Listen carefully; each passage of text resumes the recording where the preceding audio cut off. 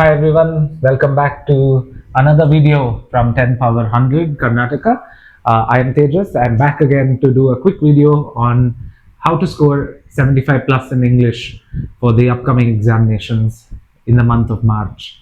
And if you're here for the first time, and if you want to watch more videos which will help you do well in your examinations, I would urge all of you to follow our channel, and that will help you in your preparation. So with on that note, let us begin this video.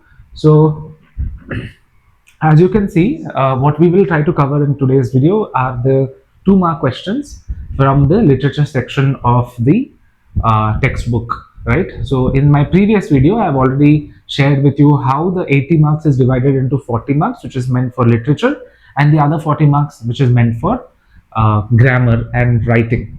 So in the next few videos, including this, I'm going to touch base a little bit about the different sections that you will attempt in the literature section of the question paper, and I'll start with the 2 markers for your reference.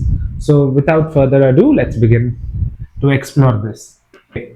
So as you're aware, there are a total of 4 questions that will be given to you in part B for 2 marks. Out of the 4 questions, you are expected to answer 3 questions. Okay. So the 4 questions will come from these 4 chapters from your textbook. As you are aware, the board has released a blueprint, and as per the blueprint, Romeo and Juliet, On Children, Everything I Need to Know I Learned in the Forest, and Water. 3 poems and 1 lesson comprises of your 2-mark questions. So I'm going to cover the possible things that you might get from Romeo and Juliet from all of these 4 in this video. So the idea is that you will be answering any 3 questions actually for 2 marks, and these 3 questions can be of your choice, right? My personal preference is always going to be Romeo and Juliet, On Children, and Water, because they are short poems and it will help you get your 6 marks easily. However, I would not skip this lesson, that is Everything I Need to Know I Learned in the Forest, because you also have a 3-mark question that is coming from this particular lesson as well. So in this video, I'm going to give you an overview of all the possible questions that can come from these 4 chapters, which will help you be stronger and which will help your preparation as well. So let's begin with Romeo and Juliet. So Romeo and Juliet is a classic poem, right? So anybody who knows William Shakespeare will know that this poem is quite a unique poem in itself. So from an examination standpoint, there are around 7 things that you would need to know very clearly. The first thing is, what are the 2 things that Romeo intends to do after the measure? So the poem very clearly says this is about the first section, that is Romeo's soliloquy. In that section, you will read towards the end that once the measure is done, he wants to touch Juliet's hand, which will bless his rude hands, right? So that is the answer to this question. After the measure is done, touch Juliet's hands, so that his rude hands becomes blessed, right? So by writing these 2 phrases, you should be able to get your 2 marks. Now the next question is the images that Romeo uses to describe Juliet. There are a lot of images that you can use, right? I think simple examples like snowy dove trooping among crows, that's a simple imagery that he uses. Like this, you have several other things, right? So he also says that she is so bright that she teaches the torches to burn bright, right? So that can also be an image that you can use. So think about the 2 easy things that you can remember. That's a good thing for you to keep in mind. The 2 images that Juliet uses to describe Romeo. This is from Juliet's monologue. So in this section, you can refer to the new snow on Raven's back, the gentle sun. All of those things can help you get your 2 marks in this case. The families that Romeo and Juliet belongs to. This is very interesting questions, right? So when I went through a few papers, I noticed that these questions were constantly asked, and of course, it's not like a typically important question, but it's good to know, right? So the 2 families are Romeo belongs to the Montagues family, and Juliet belongs to the Capulets. Okay. Of course, there's a lot of references of different birds, right? So they can ask you what are the different birds that are referred to in the poem. As silly as it may sound, of course, these are possible questions which tells whether you have read the poem in detail or not. So of course, there is raven, uh, dove, then crows, right? So think about the birds that are there, and you can use that for your reference to write this answer. Very important phrases. You have something called as yonder lady. Who does the yonder lady refer to? This is Juliet. The crows are referred to the fellow dancers, right? They are the dancers who are dancing in the masked ball along with Juliet. The crows are referred to them. Then new snow on Raven's back. Here, the new snow on Raven's back refers to Romeo, and the gentle knight also refers to Romeo. So they could ask you what these possible words mean in the poem's context. And lastly, Juliet's wish after her death. So what does Juliet want after her death? She wants Romeo to be cut into stars, which will make the face of heaven so fine, and that will push the people to worship the garish sun. That will push the people to worship Romeo instead of worshipping the garish sun.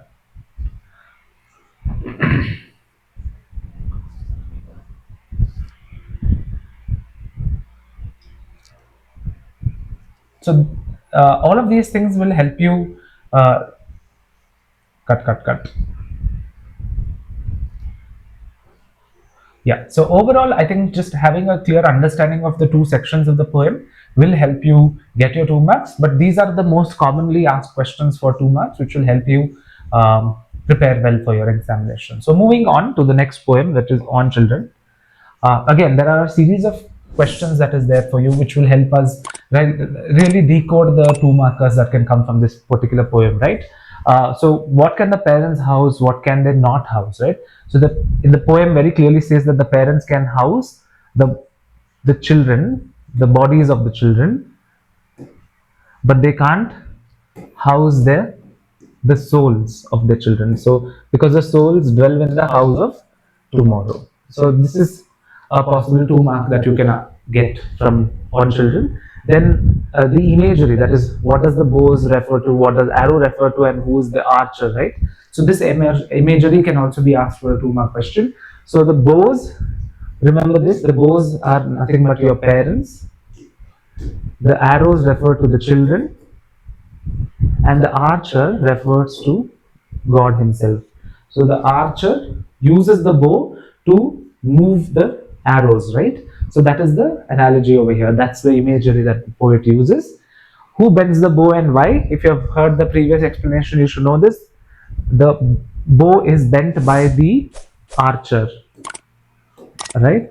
And why does he bend it? This is important. He bends it so that the children can move on the path of infinite and achieve their dreams, right? So that's the whole point of bending the bow, so that the arrows can fly as fast as possible. Swift and far are the words that they use, and reach the path of infinite. So that's your answer. Who asked the question and what was the question? This is there in the first part of the poem, right? I find this question very interesting because it usually children tend to foresee the first 2 lines which is there in the first part of the poem after the image. So who is asking the question? A woman holding a babe against her bosom. That is the answer.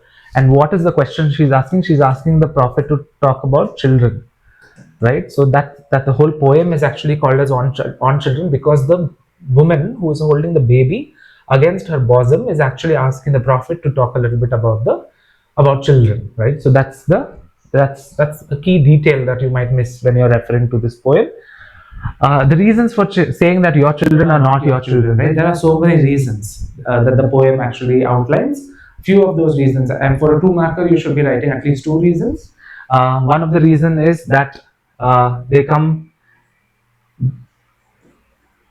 from the parents, but they do not belong to the parents. So they come from the parents and do not belong to parents.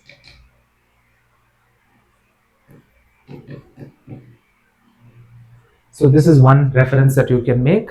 Of course, there are so many more references, right? There, just like the parents can give their love, but they cannot give their thoughts. That means that that is because their children are not their children. That's what the poet intends to say here, right? So use those references, the expectations of parents. That part of your poem will give you your answer. And who sees the mark on the path of infinite? And why bend the bow, right? Again, the answer for this question, if you are able to decipher this, that who is the person who is seeing the mark on the path of infinite, which is the archer. And why does he bend the bow? He bends the bow because he wants the arrows to move as swift as possible, as far as possible, swift and far, on the path of infinite, to reach their dreams and to reach their goals, right? So that's the essence of On Children. So if you're able to really focus on the imagery section, the expectations of the parents and the children relationship, then I think you should be able to crack this poem as well. So these are some possible 2 markers from On Children. Now, water is quite a long poem, right? So I've broken it down into smaller chunks which will help you gain some clarity. So how we will do this is very quickly. There's a lot of things that is there in the poem. So I'm not going in the order of the poem. I'm going this in the order of a series of questions that I find is important to communicate, right? So the first one being, what is the mighty movement and where did it happen? So here the mighty movement refers to the struggle that the Dalits faced, right? So that's the mighty movement, and in specific, it is actually the Mahat struggle at the Chadar tank, right? So this should be more than enough for you to answer this question. So what was the mighty movement? The mighty movement was the movement that which indicates the struggles of the Dalits, and particularly the reference that is made in the poem is the Mahat struggle, which is happening in the Chadar tank. The next question is, water sits innocently in. Now this is something that you should remember very carefully, right? So there are 3 different names that are used here.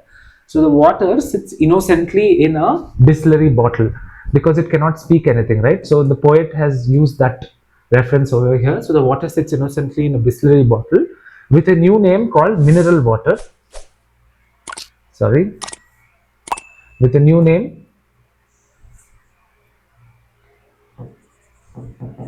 mineral water, and dances its way surreptitiously into Pepsi Man's bottle. Okay.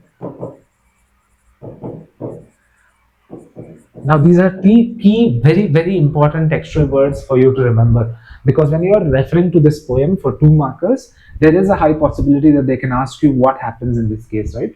So for this, you need to remember the commercial aspect of water, the last section of the poem, where water has now become a multinational commodity, right? So the poet very clearly says that because water has lost its battle right now, it is sitting innocently in a bottle, and that bottle is your Bisleri bottle, and it has earned a new name called as the mineral water, right? Which is very ironical. And lastly, it's not just having the name mineral water; it is dancing its way surreptitiously into Pepsi Man's bottle, which is basically your beverages and things like that. So that's the modern touch that the poet is giving to water, and it's important that you remember that very clearly. So oftentimes children get confused over here, so they might say that the water sits innocently in Pepsi Man's bottle. So one thing that you should remember over here is sitting innocently in a very basic thing. What's the basic thing that you see around you? Bisleri bottle is very basic, right? So it sits innocently in Bisleri bottle, but it dances its way into Pepsi Man's bottle. So some children might get confused here. The next key question that you should remember is that who opposed the Kamma landlords? Remember the story of Karamchedu Suvartama, which is mentioned in the poem, in the textbook itself, right? So the answer to this question is Karamchedu Suvartama. And what did she use? She uses very clearly a water pot, right? So that's something that you should recollect. Again, both these words could possibly give you 2 marks. Generation old strife. There is this mention of generation old strife. So what is this? Who is it between? The generation old strife here refers to the battle that is happening between the Wada and the village, right? So that's the generation old strife. The next question is, where does the mineral water take to and what does it do? So again, this is there in the last section of the poem, which is quite hidden, right? So you'll have to read the poem quite well to recollect this. So the mineral water takes to the skies, and what does it do? It raises a storm, right? So basically, the poet is trying to say that how water has now become such an exorbitant product, which is so costly and expensive out there. So that's the reference over here. Mineral water is taken to the skies, and it raises a storm. Now, blood flows like streams between states. Now, this is not a question, but this is just a fact, right? There are two times this reference is made. One time it is talking about the Mahat struggle and the Chadar tank, where when the Dalits fought for the freedom for getting water, in that battle, the blood flowed like streams. The second reference is where the poet talks about water can give life and water can take life. And for water taking life, she gives this example of the fight between two states, which again was because they wanted water, right? And hence they fought. And in that battle, again, blood flowed like streams. So there are two references. One is during the Mahat struggle and the at Chadar Tank, the fight between the Dalits and the other people in the village. The second reference is between two states. So that's something that you should remember. What does the water know? Water knows differences between so many things, right? That's your next question. It knows the differences between leather and spool. It knows the difference between the Jesus the Jew and the Samaria woman. So that's what you should be referring to over here. So any two, if you remember, that's good enough for you. This is again in the section, right? The water is not only H2O, but it is a mighty movement section. So here the reference is people would take bath. Other people in the village would take bath twice in a day, right? That's the luxury that they had, whereas the Dalits would take bath once a week, and that was a luxury for them, right? So keep this in mind. Everybody else in the village had the luxury of taking bath twice a day, whereas the people of the Vada, that is the people who are the Dalits of the Mahat community, could take bath only once a week. That's again something that they can ask you for 2 marks. Now, in terms of the agony of Panchama, that's the section of the poem where we are talking about how water is a witness to social injustice, right? So in that, agony of the Panchama refers to that the girl had to wait, right? So she had to wait until a Shudra arrives, and she had to wait to fetch water, right? So that's the reference that is being made over here. So that's the agony of the Panchama. She had to wait, where the village Vada girl had to wait till the Shudra came to give water to her. So that itself is the idea of social injustice over here. And water knows the humiliation of the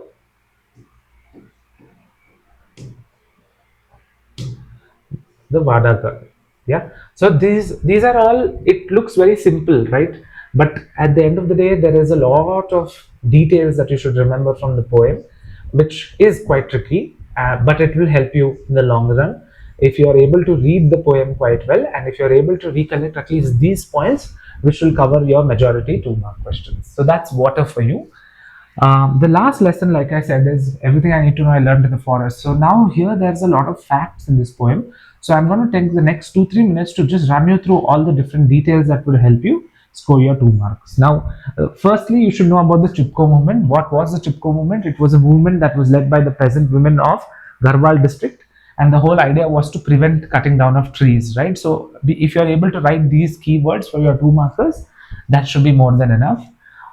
Then they can ask you about who were the parents of Vandana Shiva. The father was a forest conservator, whereas the mother was actually a farmer. Again, very minute details from the textbook, but if you are thorough with it, you will be able to do well. Now, the popular courses of Earth University, right?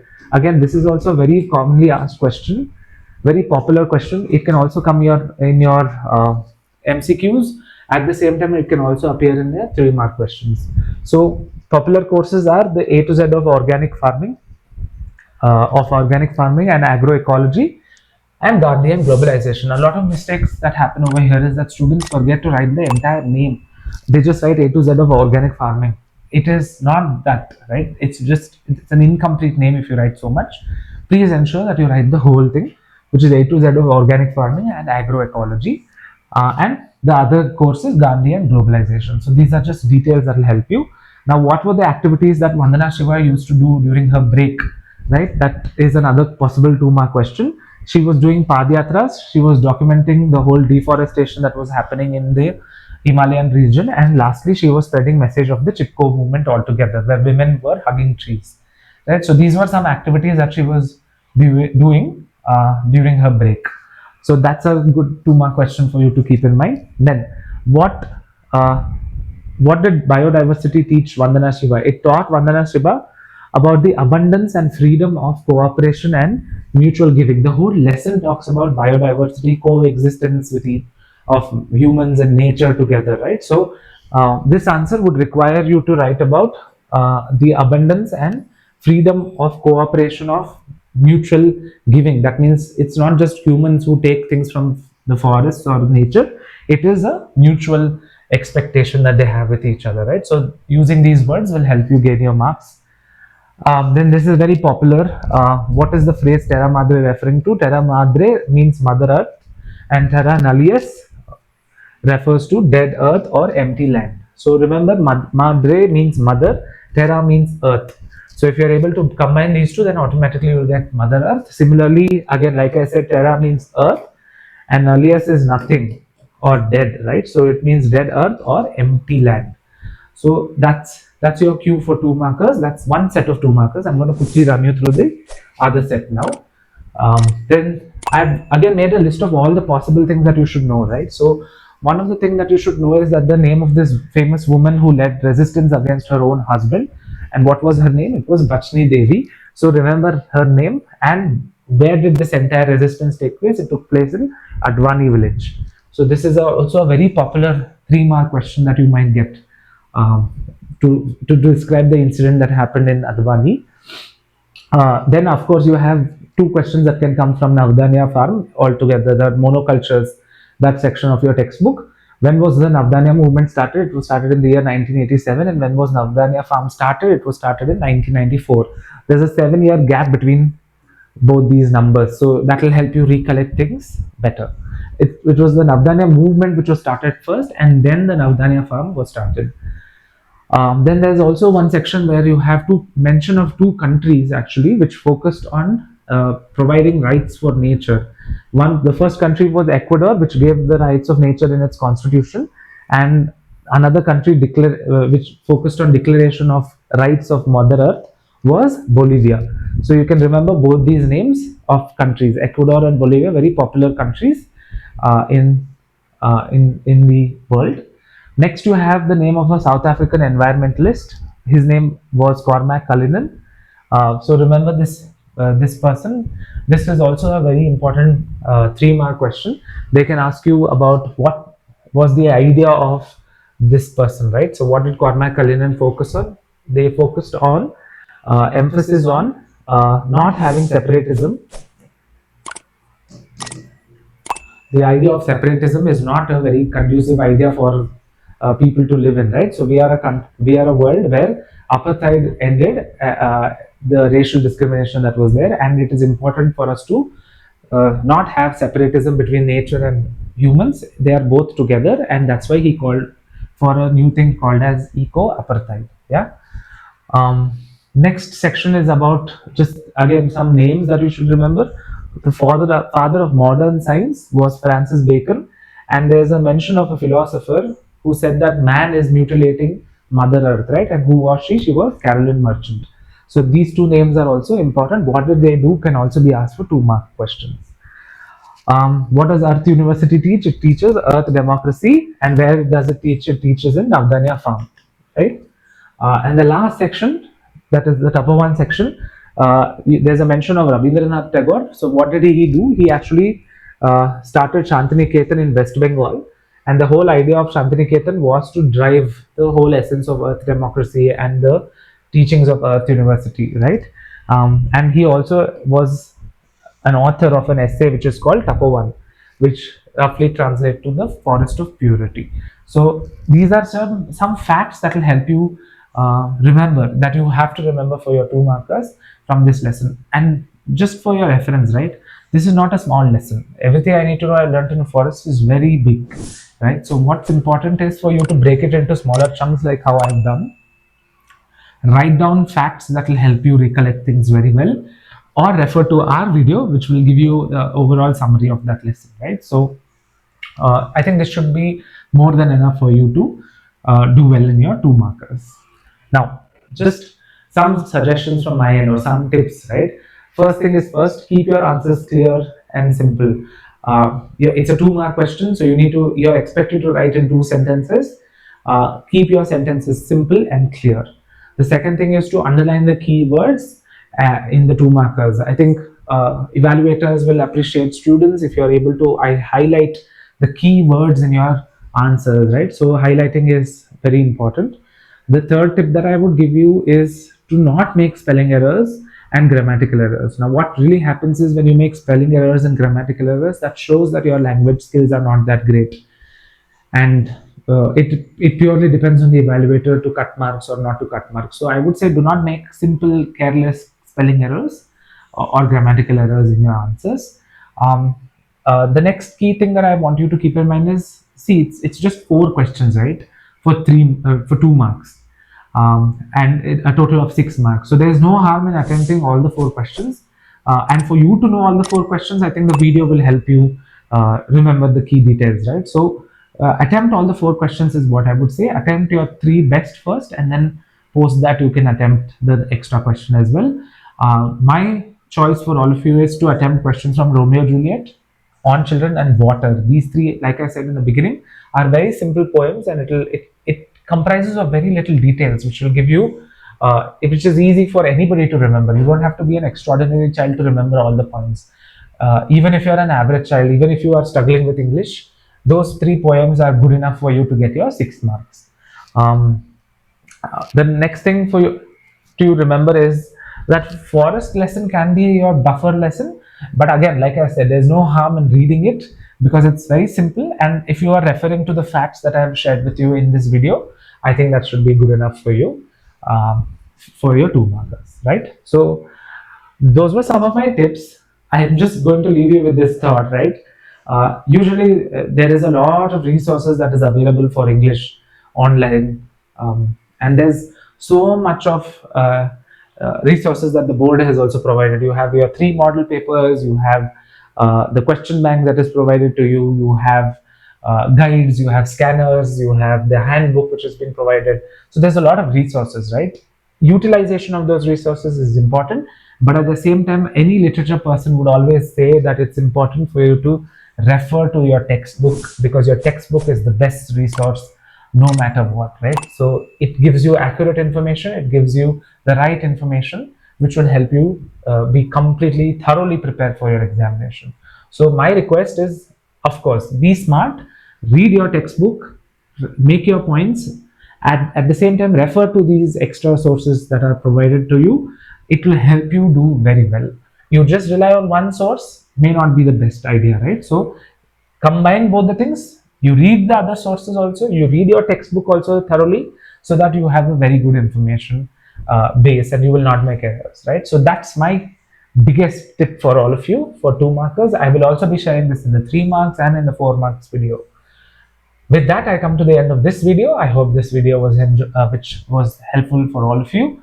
Like I said, be very strategic with English. Think about what is the best way to score the best marks, and my attempt is to help you do that in the best way possible. If you have any questions, or if you have any doubts with respect to the 4 lessons that we have covered in this video, please put those questions in the comment section so that I can get back to you and share any clarifications that is needed. And I hope that this video helps you get 6 marks out of 6 for your 2 markers. In the subsequent videos, we will come back and we'll refer to the 3 markers and the 4 markers, which will holistically help you get your 40 on 40 for literature section. Thank you very much, all of you. Please do continue to share, subscribe, and like our videos. And I hope you all do well in your examinations. All the best. See you later.